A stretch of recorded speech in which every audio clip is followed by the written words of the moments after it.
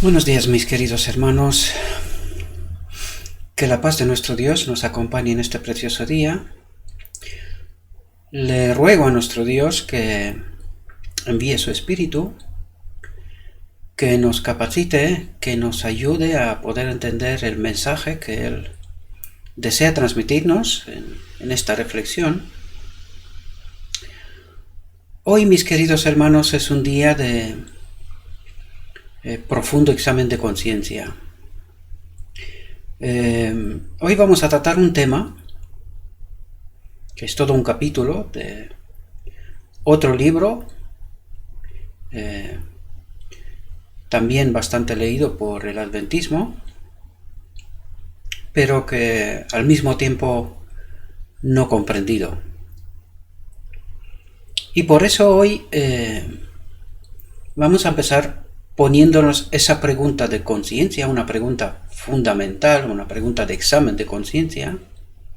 Si creemos que la Biblia y el Espíritu de Profecía es la palabra inspirada por Dios, si creemos que es así o no creemos que es así. ¿Por qué empezamos así hoy? Porque lo que vamos a tratar, si realmente creemos que la palabra de Dios es inspirada y el Espíritu de Profecía es inspirado por Dios, es su palabra,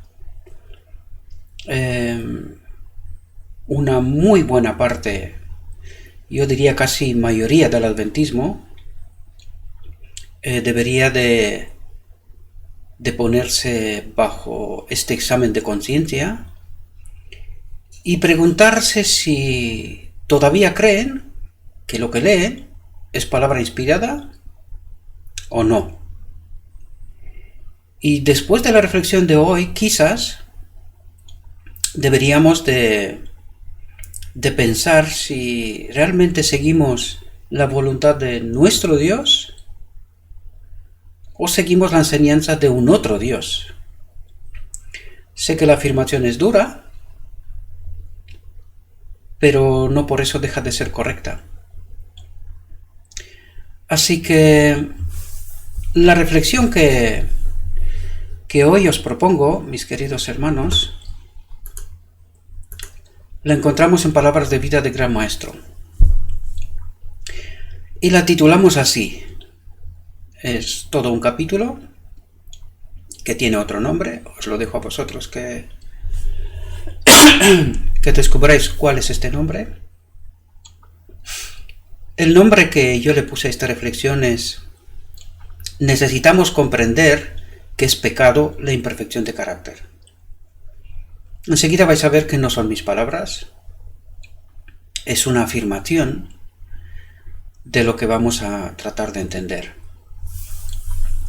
Y vamos a ver qué es lo que nos quiere decir nuestro Dios. Vamos a ver si realmente seguimos creyendo lo que Dios nos dice o creemos otras cosas, ¿verdad? Fijaos, el Señor tiene una gran obra que ha de ser hecha.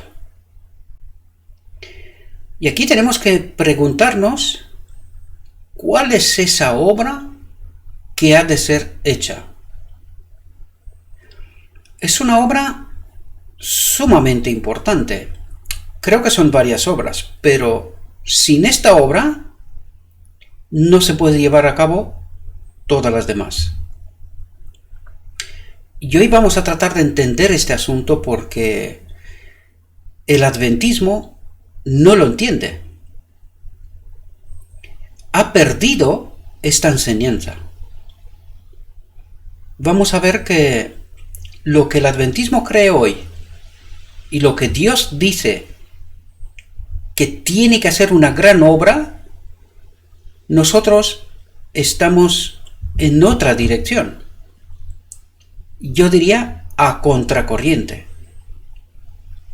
El Señor tiene una gran obra que ha de ser hecha, y Él recompensará en mayor escala, en la vida futura, a los que presten un servicio más fiel y voluntario en la vida presente.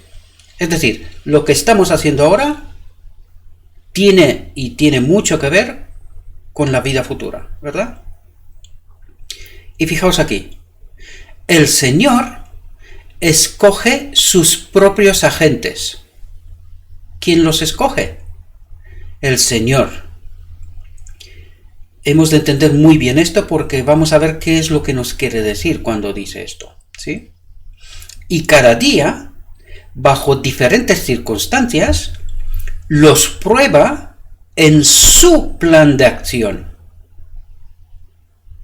Eso quiere decir que hay más de un plan de acción, ¿sí? Hay un plan que es su plan de acción y hay un otro plan, ¿verdad? En cada esfuerzo hecho de todo corazón para realizar su plan, Él escoge a sus agentes no porque sean perfectos, sino porque mediante la relación con Él pueden alcanzar la perfección. Y con esto creo que ya he tirado un buen pedrusco sobre el tejado del adventismo. Porque el adventismo no se cree esto. No se puede alcanzar la perfección. Y sé de lo que estoy hablando. ¿Sí? Dios aceptará únicamente a los que están determinados a ponerse un blanco elevado. Pero no sé si fuimos atentos a lo que está diciendo el texto. Dice, Dios aceptará únicamente a los que están determinados a ponerse un blanco elevado. ¿Y con los demás qué pasa? Los que no se ponen este blanco elevado, ¿qué ocurre con ellos? Es una buena pregunta y habrá que reflexionar sobre ella, ¿sí? Coloca a cada agente humano bajo la obligación de hacer lo mejor que puede. Pero hay que entender lo que significa lo mejor que puede. De todos, exige perfección moral. Ups. Pero no, si no se lo creen, Señor. ¿Cómo que perfección moral? Esto es imposible. Es que tus hijos no se lo creen. ¿Cómo le puedes pedir una cosa así? Nunca debiéramos rebajar la norma de justicia a fin de contemporizar con malas tendencias heredadas o cultivadas. Y subrayo y quedaos bien con estas palabras, con ese trozo de frase, ¿no? Malas tendencias heredadas o cultivadas. Y aquí me voy a parar un momento porque tenemos que colocar las cosas en un cuadro correcto. Lo que hoy vamos a tratar de entender tiene que ser colocado en el marco del día de la expiación. Dios nos vuelve a decir una vez más, a su manera, ¿verdad? A su manera, de una forma diferente. Hay muchas formas que nos habla del día de la expiación en la Biblia y en el espíritu de profecía. Pues hoy es uno de esos temas, pero yo lo llamaría el tema, porque empezamos por ahí. Dice, Dios tiene que hacer una gran obra, tiene que ser hecha una gran obra. Y hoy tenemos que entender cuál es esta obra sin la cual no se puede llevar a cabo ninguna de las demás. Si esta obra no está hecha, ninguna de las demás ni siquiera importan. Ni siquiera importan. Y tenemos que entender claramente cuál es esa obra, ¿verdad? Hoy tenemos que entenderlo en el marco del día de la expiación y el santuario será purificado. Y hoy vamos a tratar de entender ¿Qué quiere decir Dios con el santuario? El templo será purificado. Estamos hablando de nuestro templo, ¿verdad? El pecado está aquí, no está en otra parte, ¿verdad? Y debemos de entenderlo, ¿verdad? Este es el marco correcto, ¿vale? También en el santuario del cielo, pero mientras no esté quitado de aquí, no está purificado este templo, en el cielo tampoco puede ser purificado. ¿Comprendemos? Por eso vamos a centrarnos en esta gran obra, porque Dios no tiene una gran obra que hacer en el cielo, tiene una gran obra que hacer en la tierra, conmigo y contigo, ¿verdad? Y esta gran obra tiene que ver conmigo, con mi templo. El templo será purificado, para que una vez que ese templo esté purificado, podamos recibir esta ropa al Espíritu Santo en nosotros, que el matrimonio sea consumado, ¿verdad?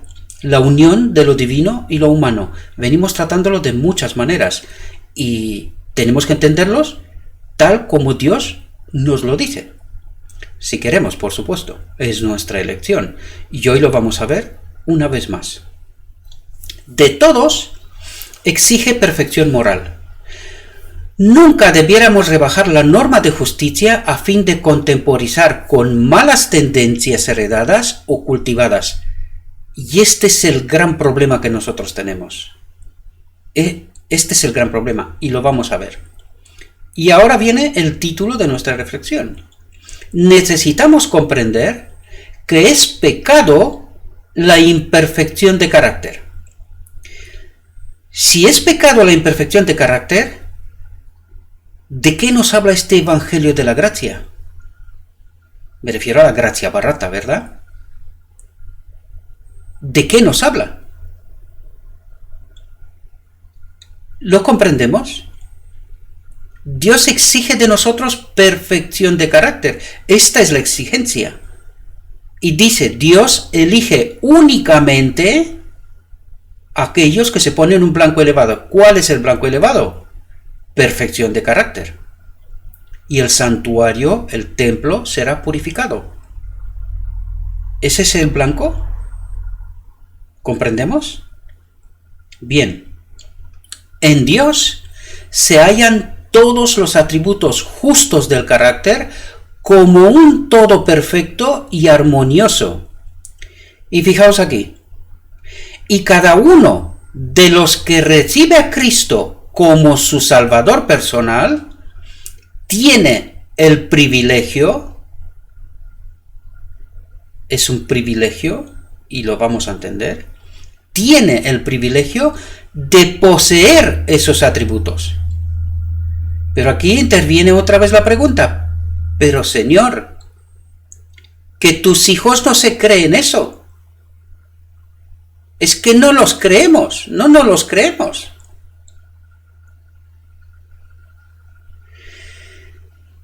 Aquí hay dos aspectos. Cada uno de los que recibe a Cristo como su Salvador personal. Aquí hay dos cuestiones. Primera, tenemos que entender que recibir a Cristo significa también recibir a su representante, al Espíritu Santo. Y vamos a verlo en el texto porque nos lo va a decir, ¿verdad?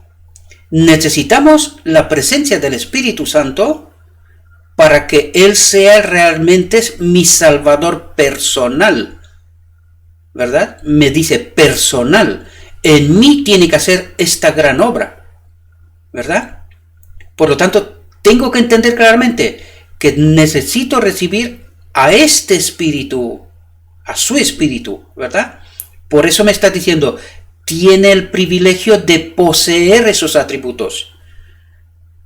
¿Entendemos? El privilegio es que puedo tener ese privilegio de tener al Espíritu Santo que me acompañe y al tener al Espíritu Santo tengo esos atributos. ¿Lo entendemos?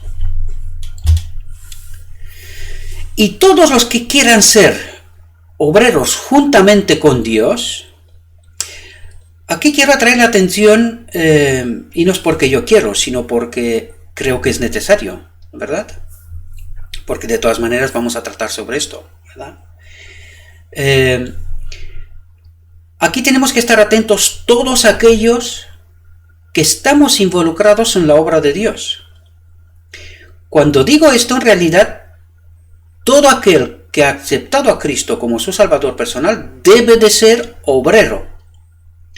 Pero desgraciadamente, tal como nuestra iglesia está configurada en la actualidad, ¿verdad? Y hay una clase superior, una élite la llamo yo, ¿verdad? Sin ninguna maldad, pero realmente es así, ¿verdad? Es una élite, unos maestros de Israel, ¿verdad? Que establecen doctrina, que establecen las normas cómo se tiene que dirigir la iglesia o administrar la iglesia, si queremos decir así, y la teología de esta iglesia, ¿verdad? Bien, pues tenemos que entender aquí exactamente que este texto va dirigido a los maestros de Israel, sean quien sea. ¿Sí? En realidad, ese texto debería de ser dirigido, y es dirigido, a todo cristiano, a todo aquel que recibe a Cristo. Pero lo vuelvo a repetir, tal como está configurada la iglesia, pues parece ser que aquí hay dos clases. ¿Sí? Y esta línea no debería de haber existido nunca, pero existe. Y todos los que quieran ser obreros juntamente con Dios, maestros de Israel, ¿verdad? Deben esforzarse por alcanzar la perfección de cada órgano del cuerpo y cada cualidad de la mente. ¿Entendemos lo que exige a los maestros de Israel, pero en realidad a todos nosotros? Todos los que estamos en la obra juntamente con Dios, perfección de cada órgano del cuerpo y cada cualidad de la mente. Y ahora vamos a ver de por qué hablamos de los maestros de Israel, ¿verdad? Porque ellos creen que por estar educados en las universidades, ¿verdad?, son esa élite que sí tienen derecho a dirigir, ¿verdad?, al pueblo de Dios. Que en realidad no es así, pero por ahora entendámoslo tal cual está organizada la iglesia, ¿sí? La verdadera educación, maestros de Israel, ahora me dirijo a vosotros, en especial, ¿verdad? Especialmente, la verdadera educación no es la de irse a universidades por ahí y traer enseñanzas del mundo, ese maldito evangelio de la gracia barata, porque eso es lo que se predica, ¿sí? La verdadera educación es la preparación de las facultades físicas, mentales y morales para la ejecución de todo deber. ¿Lo entendemos? Es el adiestramiento del cuerpo, la mente y el alma para el servicio divino.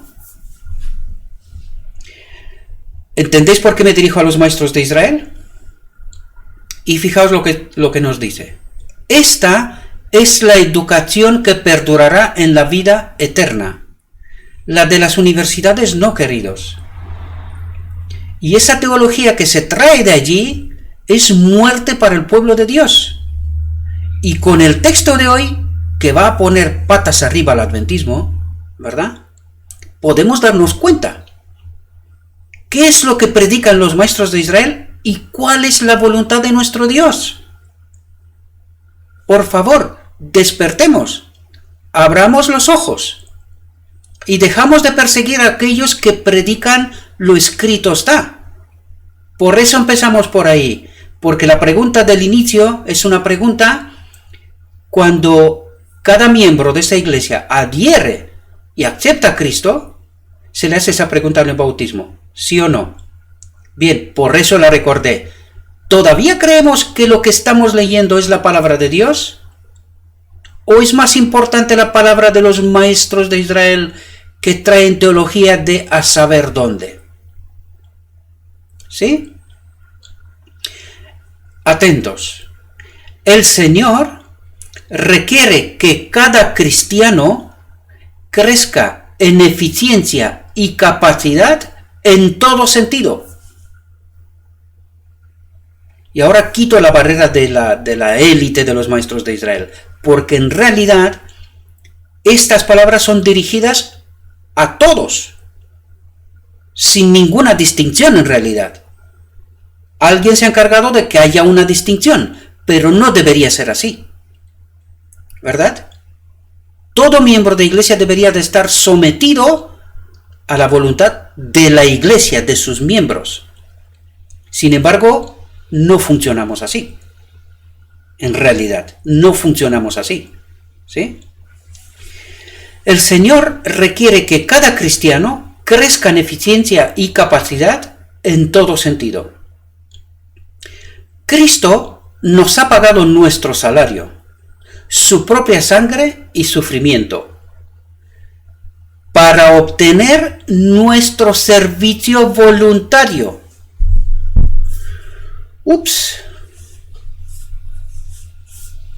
¿Servicio voluntario o pagado? Reflexionemos. Vino a nuestro mundo para darnos un ejemplo de cómo debemos trabajar y qué espíritu debiéramos manifestar en nuestra labor.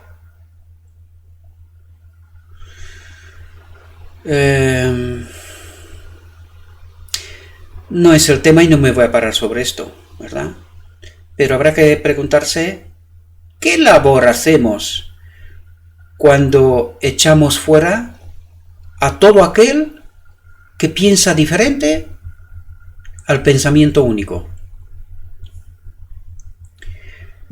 Aunque no es un pensamiento único, porque los maestros de Israel sí que están repartidos en distintos pensamientos, ¿no?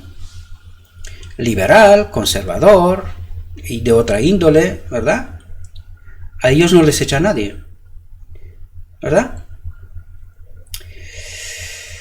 Vino a nuestro mundo para darnos un ejemplo de cómo debemos trabajar y qué espíritu debiéramos manifestar en nuestra labor. Desea que estudiemos la mejor forma de hacer adelantar su obra y glorificar su nombre en el mundo. ¿Cuál es nuestra labor? No es de pelear contra el pecado, que también, sino glorificar el nombre del Padre en el mundo. Esto tiene que ver también con el mensaje que la iglesia de la Odisea tiene que dar al mundo, ¿sí? Coronando de honor y del más grande amor y devoción al Padre, que de tal manera amó al mundo, que ha dado a su Hijo unigénito, para que todo aquel que en él cree no se pierda, mas tenga vida eterna. Sin embargo, y aquí os pido por favor que estéis atentos, sin embargo, Cristo no nos ha dado la seguridad de que sea asunto fácil lograr la perfección del carácter. Pero no hace falta ni siquiera esforzarse en este sentido. Si tus hijos no te lo creen, Señor, es que no te creen. ¿Cómo que el asunto, el problema y esta gran obra que tenemos que hacer sea la perfección del carácter? ¿En serio? ¿No somos salvos por gracia? Pensemos profundamente, queridos. Pensemos profundamente en quién creemos y si hemos entendido bien la voluntad de nuestro Dios. Y lo digo porque es que cuando prediqué en mi iglesia este mismo tema, saltaron por los aires. No solo en mi iglesia. Escuché hasta el presidente de la Unión predicar en contra de este mensaje. Y el texto nos dice que esta es la gran obra que Dios tiene que hacer en nosotros. Es la primera. Sobre todo. Y eso nos tiene que decir claramente que no entendemos la obra del gran día de la expiación y el templo será purificado. Porque de eso se trata. Cuando habla de la perfección del carácter, es ese templo purificado. Lo hemos explicado en todas nuestras reflexiones. Aunque la gente sigue sin querer comprender. No es porque no pueden comprender, no quieren comprender. Es porque no se lo creen. Esto para la Iglesia Adventista es imposibilidad. Y lo digo en términos generales, pido disculpas a todos aquellos que viven su vida, y me consta que hay gente que dirige su vida según este propósito de Dios. Sin embargo, Cristo no nos ha dado la seguridad de que sea asunto fácil lograr la perfección de carácter. Y porque no es un asunto fácil, y porque no tenemos la seguridad, es decir, este evangelio de la gracia que nos promete ser salvos sí o sí, ¿verdad? Nosotros decidimos que esto es imposible, que lo que está escrito aquí pues no se entiende bien, que esto son interpretaciones y cosas por estilo. ¡Qué desgracia! ¡Qué desgracia! Fijaos, un carácter noble, cabal, no se hereda. No lo recibimos accidentalmente, no lo recibimos. Lo subrayo, ¿sí? No lo recibimos accidentalmente. Un carácter noble se obtiene, atentos, mediante esfuerzos individuales. ¿En serio? ¿Mediante esfuerzos individuales? Pero si no podemos, ¿no? Claro. Eso nos tiene que decir que no hemos entendido la voluntad de Dios. No hemos entendido la obra del día de la expiación. Por eso rechazamos este mensaje. Por eso rechazamos este mensaje, porque no lo hemos entendido.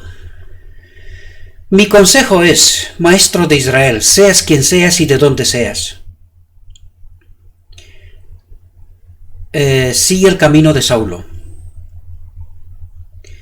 Vete al desierto un rato, habla con Dios, aprende de Dios, y cuando has sido capacitado, vuelve a hacer la obra de Pablo. ¿Vale? Y deje de predicar en contra de este mensaje. Es de lo alto. No es mío ni de nadie más. Está escrito. Vuelvo a poner la pregunta que pusimos al inicio. Y esa pregunta se te puso en tu bautismo. ¿Te crees la palabra de Dios o no te la crees? Esta pregunta, este examen de conciencia es fundamental y también determinará tu final. No te olvides. No lo recibimos accidentalmente. Un carácter noble se obtiene mediante esfuerzos individuales realizados, y sobre este tema hemos tratado, por los méritos y la gracia de Cristo. ¿Pero qué significa esto? Que esto no nos habla de un evangelio de la gracia, donde todo te viene hecho. Que no, es los méritos y la gracia de Cristo, es la presencia del Espíritu Santo conmigo, en mi vida. Es los méritos que Cristo obtiene hoy en mi vida. De esto nos está hablando. ¿Verdad? Fijaos, y no es porque lo digo yo, entendamos bien el mensaje. Dios da los talentos, las facultades mentales. Es decir, nos pone a nuestra disposición al Espíritu Santo. ¿Verdad? Eso es lo que está diciendo en esencia. ¿Sí? Y fijaos, nosotros formamos el carácter. ¿Quién forma el carácter? Nosotros. Pero ¿qué es lo que está diciendo en realidad? Queridos hermanos, Nosotros formamos el carácter porque esto tiene que ver con mi libertad de elección. ¿Quién elige? Soy yo. ¿Y qué significa mi carácter? Es la totalidad o el resultado de mis elecciones, de mis decisiones en realidad. ¿Entendemos? Perdonadme un segundo, ¿vale? El carácter es la suma, la totalidad y la consecuencia de mis decisiones. Por eso el carácter tengo que formarlo yo, con mis decisiones. Dios no puede acceder a eso. No sería justo, porque entonces yo en verdad no sería libre. Y Satanás tendría razón. No seríamos libres. Por eso Dios pone a nuestra disposición, por eso voy a leer la frase de nuevo para que la entendamos bien, porque es la esencia que no hemos entendido. ¿Verdad? Bueno, son varias cosas que no hemos entendido en este asunto, pero esto es una de ellas. Dios da los talentos, las facultades mentales. Nosotros formamos el carácter. ¿Por qué? Porque las decisiones las tomo yo. ¿Lo entendemos? Eso es lo que esta frase me quiere decir. ¿Comprendéis? Por lo tanto, ¿quién decide pecar? Yo. ¿Comprendéis? Yo decido pecar. Por eso Satanás no puede influir. Es decir, él también está limitado como Dios. Es decir, él me puede tentar de muchas formas, pero el que decide pecar o no pecar soy yo. Por eso esta suma de decisiones obran para santificación o para muerte. Recordad que Dios dijo al principio: te pongo delante la vida y la muerte. Decide la vida, escoge la vida para que vivas. De esto nos está hablando. Escoge, elige no pecar. Eso es lo que nos está diciendo. Por eso el carácter es nuestra obra, porque es la suma de nuestras decisiones. ¿Comprendemos? Si decidimos pecar, el Espíritu Santo, todos esos talentos y las facultades mentales, es decir, la presencia del Espíritu Santo, se retira. Pasa lo mismo que en Adán en Edén. Recordad, Adán, cuando pecó, el Espíritu Santo estaba en su templo. ¿Le impidió que no peque? No. ¿Por qué? Porque era libre. ¿Comprendemos? Pero ¿cuál fue la consecuencia inmediata después de pecar? Pues el Espíritu Santo se retiró, es decir, perdió los talentos y las facultades mentales. Lo estudiamos en la reflexión anterior, con la mente embotada y por culpa del pecado ser incapaces de ver la obra de Dios, de discernir esa obra espiritual. ¿Comprendemos? Por eso es tan importante entender muy bien este asunto, porque fijaos por dónde empezamos. Es la gran obra que Dios tiene que hacer. Es la obra de justificación. Sin esta obra no puede haber un pueblo remanente. ¿Lo entendemos? Es fundamental. Y si no hay un pueblo remanente, no hay un fin. ¿Qué es lo que está esperando Dios? Que se formen los 144.000 del Apocalipsis 14, ¿verdad? Los que guardan los mandamientos de Dios y la fe de Jesús. ¿Cuál era la fe de Jesús? Que lo divino y lo humano unido puede obedecer, guardar los mandamientos de Dios. ¿Lo comprendemos? De eso está tratando. Espero que lo podamos entender. Fijaos, porque ahora viene explicándolo. Lo desarrollamos sosteniendo rudas y severas batallas contra el yo. Pero ¿hay alguien que haga esto hoy por hoy?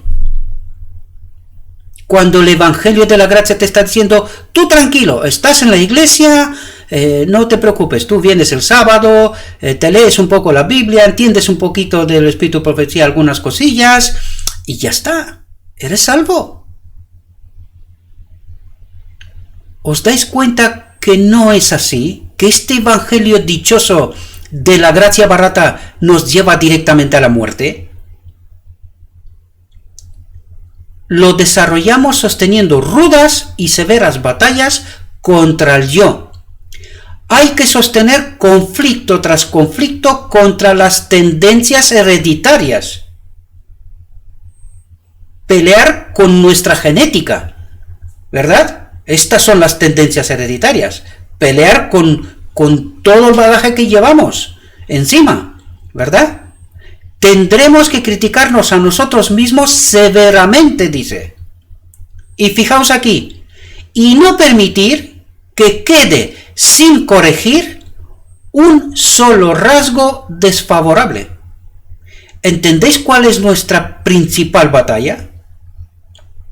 ¿Entendéis cuál es esa gran obra que Dios tiene que hacer en nosotros? El día de la expiación y el templo será purificado. ¿Y entendéis que depende de nosotros? ¿Lo entendéis? Por eso, una tras otra, la Biblia y el Espíritu de Profecía nos insta, nos admonesta. ¿Por qué? Porque yo soy libre. Tengo que decidir yo. Yo una vez que decido, tengo poder para obedecer. Si decido para la vida, claro. Si decido para la muerte, pues me quedo desprovisto de poder.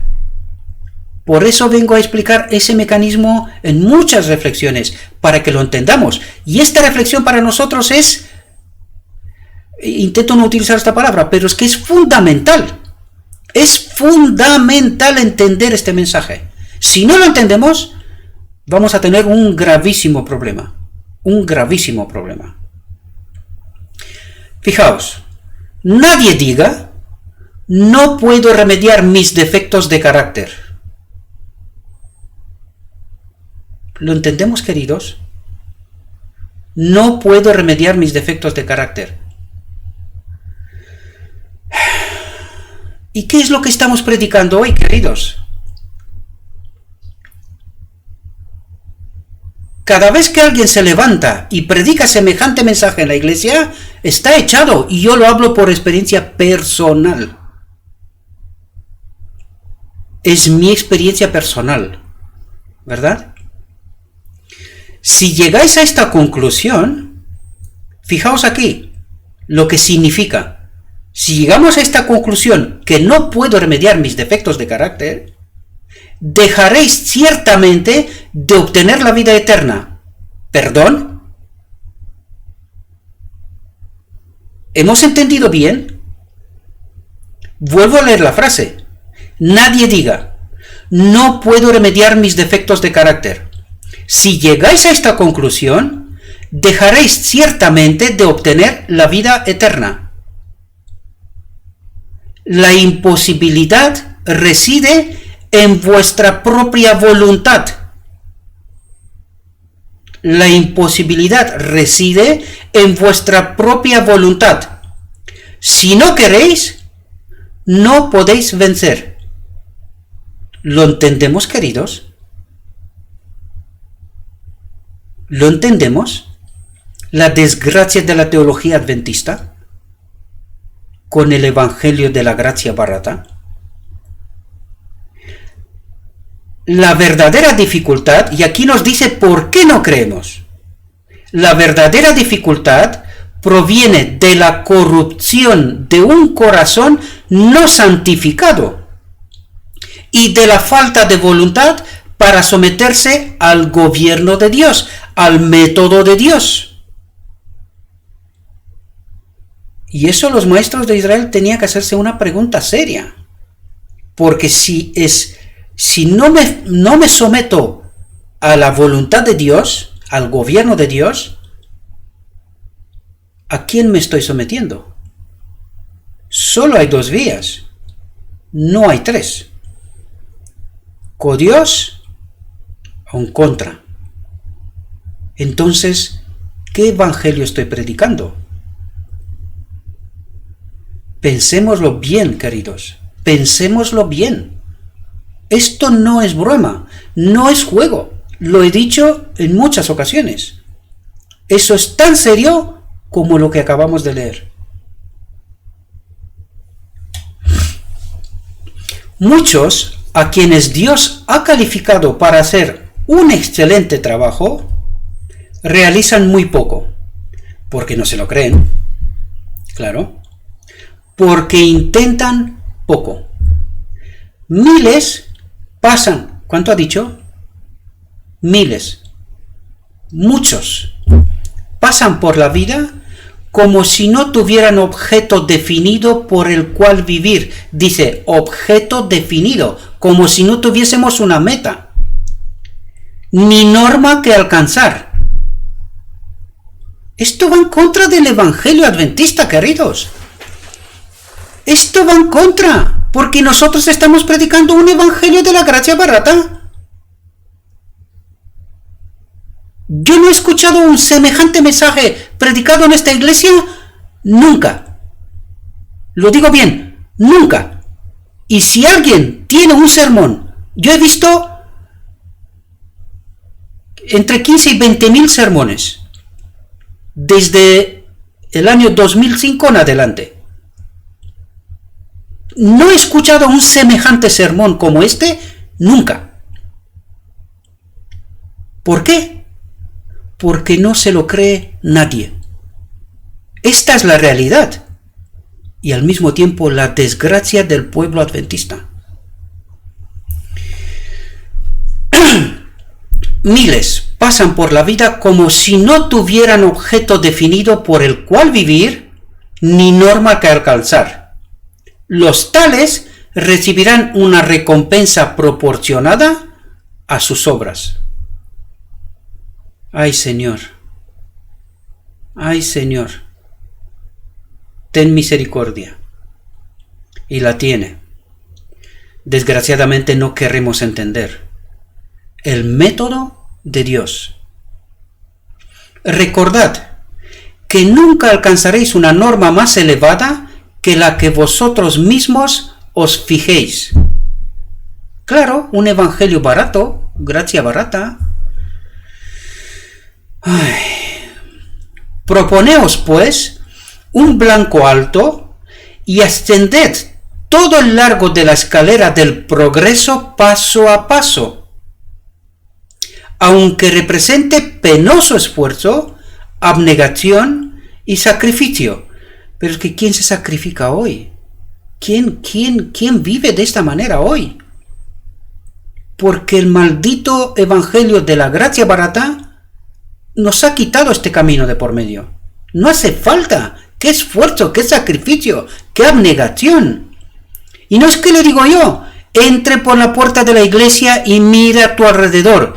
Pero antes de mirar a tu alrededor, mírate a ti mismo. ¿Cómo te portas? ¿Cómo trabajas? ¿Cómo piensas? ¿Cómo hablas? ¿Cómo actúas? Porque la iglesia empieza conmigo. ¿Lo entendemos? Que nada os estorbe. Cuando dice nada, que nada, aunque sea el doctor de los doctores en teología. Que nada os estorbe. El destino no ha tejido sus redes alrededor de ningún ser humano tan firmemente que éste tenga que permanecer impotente y en la incertidumbre. Lo que nos quiere decir aquí es, querido, abre tu mente, abre tus ojos, abre tu oído, empieza a entender lo que yo, Dios, quiero de ti. Deja de escuchar lo que no quieres ni necesitas escuchar. Escucha lo escrito está. Eso es lo que necesitas. Y te está diciendo Dios que puedes. Te está diciendo que puedes. Porque nos ha dado su espíritu. Él nos capacita. No necesitamos que nos diga nadie lo que tenemos que hacer. Nadie. Por eso dice que nada os estorbe. Sea quien sea. ¿Verdad? Las circunstancias adversas deberían crear una firme determinación de vencerlas. Pero que no hace falta, ¿no? Claro, es que esto es lo que nos dicen, no, es que no hace falta vencer nada, porque no podemos. Nosotros no podemos. no podemos vencer.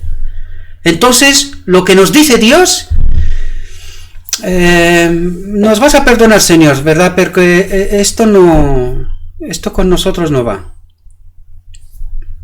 ¡Qué desgracia!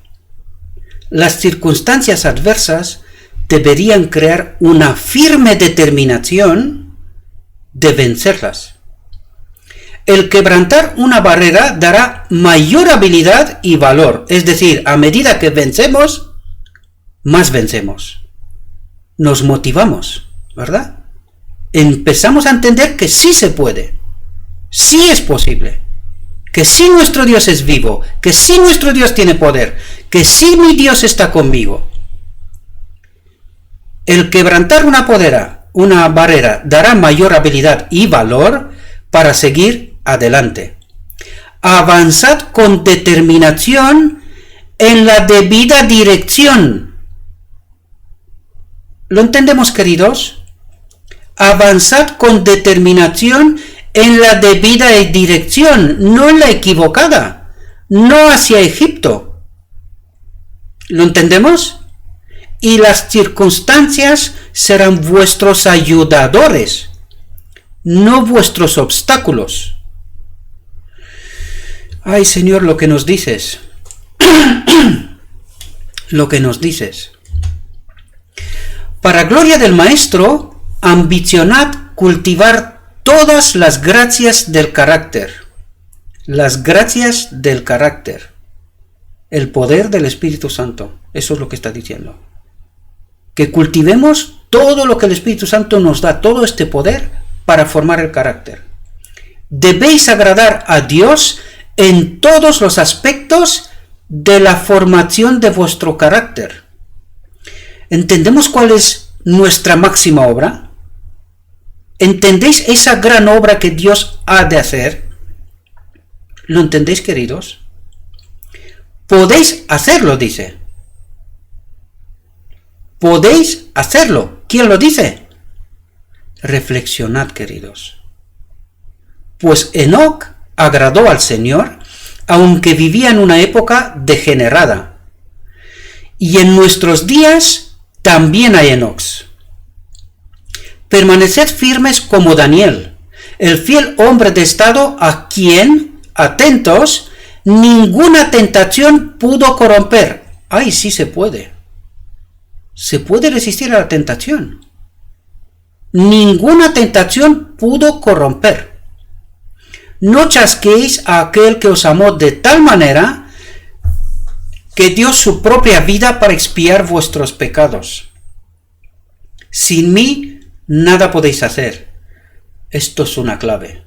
Recordad esto. Si habéis cometido errores, también estemos atentos aquí. Si habéis cometido errores, no elegir pecar, errores. Hay una diferencia fundamental. Y aquí debemos de entender claramente, queridos. En el día de la expiación, Dios tiene que ser justo incluso con Satanás. Porque mucha gente piensa que todos mis pecados serán colocados sobre Satanás. No, querido. No. Mis pecados, que yo he elegido cometerlos, son mis pecados. ¿Entendemos? Solo serán colocados sobre Satanás si pido perdón, arreglo el pecado, si es posible, me arrepiento, ¿verdad? Y no lo vuelvo a hacer.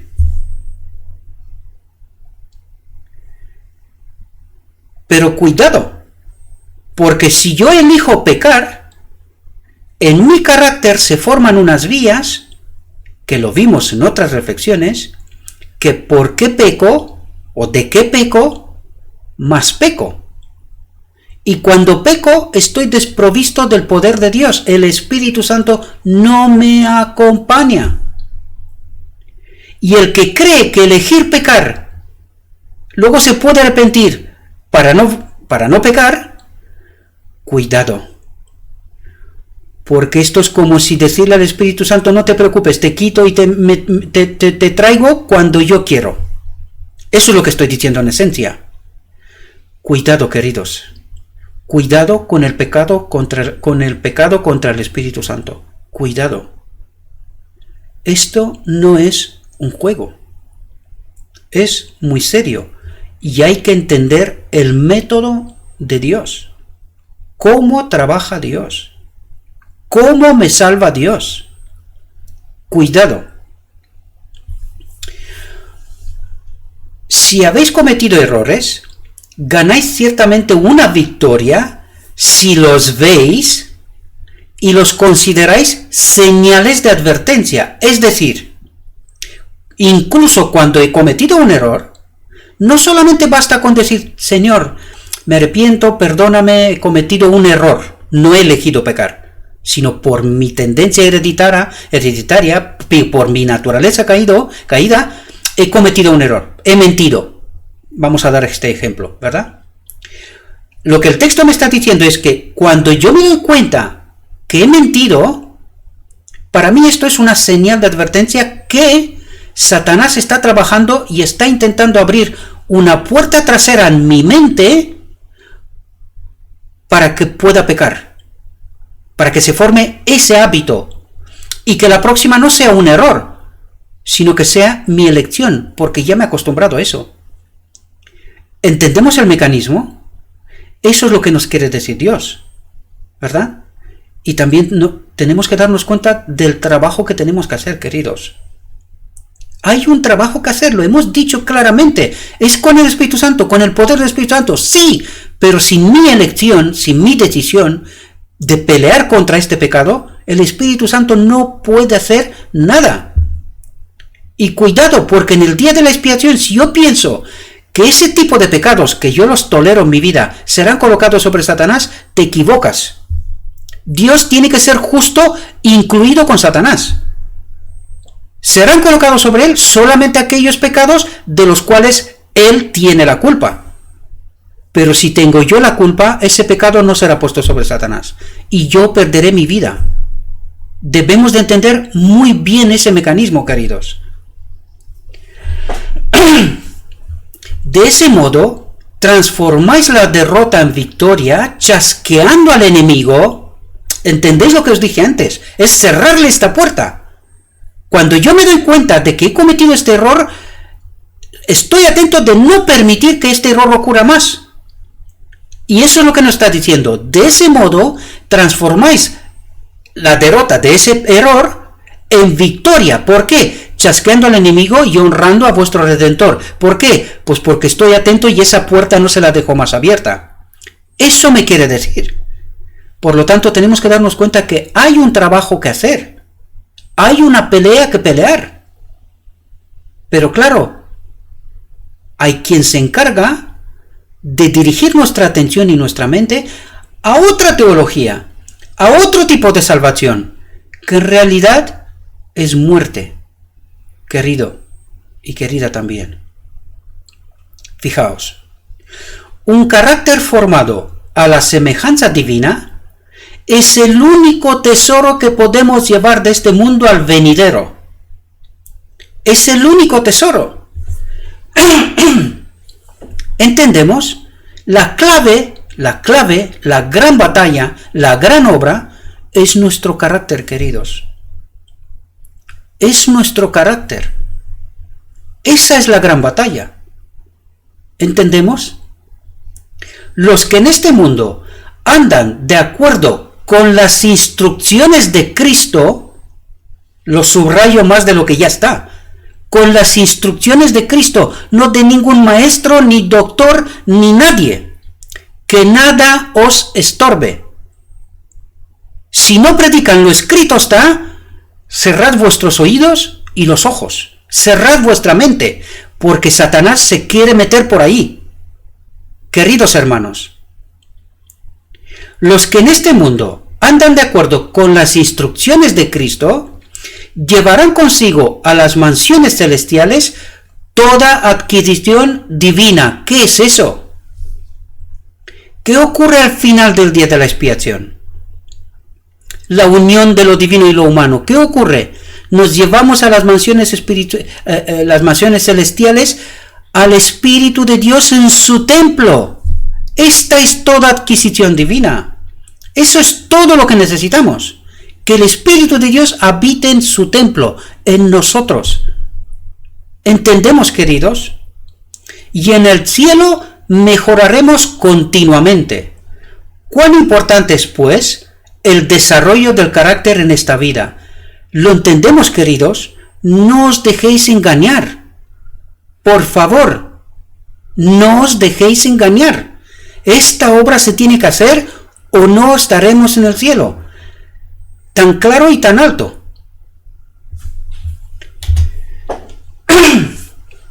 Fijaos, los seres celestiales obrarán con el agente humano que con determinada fe busque esa perfección de carácter que alcanzará la perfección en la acción. ¿Lo entendemos, queridos? Los seres celestiales, todo el cielo está a nuestra disposición, queridos, para que este conflicto se termine, pero que en este conflicto yo sea salvo. Que no se termine sin mí, sino conmigo, pero depende de mí, querido. De mí depende si yo estaré en el cielo o no. Los seres celestiales obrarán con el agente humano que con determinada fe busque esa perfección de carácter. Es un posible, querido, no un imposible. Que alcanzará la perfección en la acción, es decir, trabajando. Cristo dice a cada uno de los que se ocupan en su obra: estoy a tu mano derecha para ayudarte. Estoy a tu mano derecha para ayudarte. Por lo tanto, lo puedo todo en Cristo, que me fortalece. Lo puedo, no que no lo puedo. Lo puedo.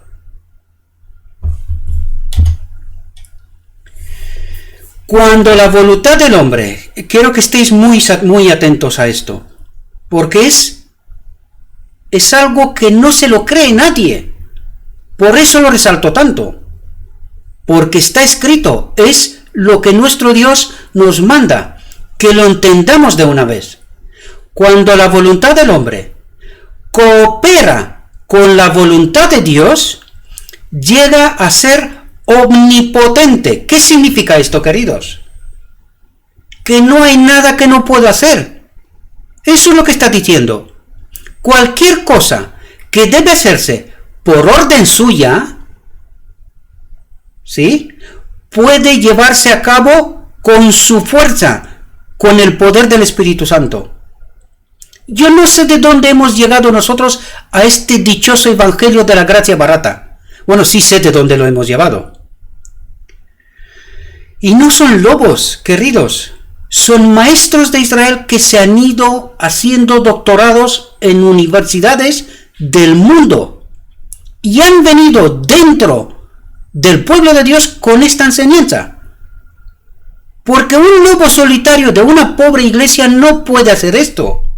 No lo puede hacer. Tiene que ser un doctor que tenga la capacidad de dirigir todo el pueblo, con sus libros, con su enseñanza, siendo profesor de universidades de las nuestras y enseñando así ese dichoso evangelio de la gracia barata. Y Satanás nos dirige la atención donde no es. Nos engaña otra vez, queridos, porque nosotros creemos lo mismo que en Edén, que no moriremos, que Dios nos ama. ¿Y qué le pasó a Adán? Aprendamos de una vez esta elección. O es 100% verdad, o 99,9% de verdad, y un 0,01% de mentira es 100% mentira. Por lo tanto, despertemos, queridos. Entendamos de una vez lo que Dios quiere y exige de nosotros. No dejad de escuchar miserias que Satanás está intentando enseñarnos. Cuando la voluntad del hombre coopera con la voluntad de Dios, llega a ser omnipotente. Lo puedo todo. Cualquier cosa que debe hacerse por orden suya, puede llevarse a cabo con su fuerza. Todos sus mandatos son habilitaciones, posibilidades. Se puede, si Él lo pide y Él lo exige, se puede. No es que no se puede. Y ahora la pregunta total. ¿Crees que la Biblia y el espíritu de profecía son la palabra inspirada por Dios? ¿Lo crees todavía después de escuchar su palabra? De tu respuesta depende tu destino, querido. Y no creas que porque estás en la iglesia estás a salvo. ¿Estás en el sitio correcto? Sí. Pero cuidado. Tienes que entender el método de Dios para ser salvo. No vale cualquier cosa. Enmarcar este texto, queridos, y no olvidarlo nunca jamás. Al final del día de la expiación, porque no os voy a dejar sin que os explique por qué nuestro Dios nos dice esto. Cuando la voluntad del hombre es ahora la voluntad del hombre en conformidad con la voluntad de Dios. Todavía no, queridos. Antes que el templo sea purificado, el Espíritu Santo, la voluntad de Dios, no puede estar unida con la voluntad del hombre. ¿Comprendemos? Nosotros en este momento estamos en rebeldía con Dios. ¿Por qué? Porque seguimos pecando. Por lo tanto, estamos en rebeldía con Dios. Esa es la auténtica verdad. Pero que al final del día de la expiación, y eso es lo que nos viene a decir este texto, cuando la voluntad del hombre coopera con la voluntad de Dios, llega a ser omnipotente. Esto ocurre al final del día de la expiación, queridos. Pero antes, tiene que ocurrir todo lo que hemos dicho antes. Esa es la purificación de nuestro templo. Y el templo será purificado, para que al final del día de la expiación el Espíritu de Dios pueda volver a habitar en su templo, que soy yo, querido. Espero, mis queridos hermanos, que una vez más esta reflexión nos ha podido ayudar a entender esa realidad, queridos. Espero que seamos capaces, que Dios nos ayude, impresione nuestra mente, que seamos capaces de entender su método, su verdad, queridos. Eso nos tendría que decir qué desvío tenemos en nuestra iglesia. Y no es porque estoy hablando en contra de la iglesia, sino intento ser como un faro para que la gente abra los ojos, abra su mente, que entienda la verdad de Dios. Tenemos esos libros, el espíritu de profecía. Lo leemos, pero no lo entendemos, queridos. ¿Por qué? Pues porque alguien se encarga de crear en nuestra mente prejuicios. Y ya lo hemos leído, lo hemos tratado en reflexiones anteriores. Cuando abrimos la Biblia, la palabra de Dios, con prejuicios, con cierta prepotencia, como que yo me lo sé, que yo ya sé por dónde va. Claro, no entiendo. Ese es el gran problema. Por eso os he dicho siempre, vaciad la mente de toda la basura que Satanás nos está metiendo en la cabeza. Vaciad la mente y con una mente abierta, como si no supieras nada, trata de entender con la ayuda del Espíritu Santo, pídeselo antes, y seguro que vendrá, porque nos lo ha prometido, entenderemos la verdad. Pero cuando vamos con prejuicios, con lo que creemos que sabemos, ¿verdad? Pues no entendemos. Ya lo leímos antes, en reflexiones anteriores. Por lo tanto, os pido, mis queridos hermanos, abrid vuestra mente, procurad entender, porque no llegaremos al final del día de la expiación de cualquier manera, queridos. No querremos llegar así, porque seremos echados fuera. Debemos de entenderlo. Entended que hay una obra que hacer. Le pido a nuestro Dios que nos mande su Espíritu, que nos capacite, queridos, que seamos capaces de entender estos mensajes y que no permitamos que nadie obstaculice nuestro entendimiento, nuestra obra, gran obra, como lo dice nuestro Dios. Por ahí empezamos, una gran obra que hacer. Si nuestro templo no está purificado, no podemos hacer ninguna obra. ¿Entendéis? Ese es el gran problema. Y nosotros tenemos que entender este mensaje.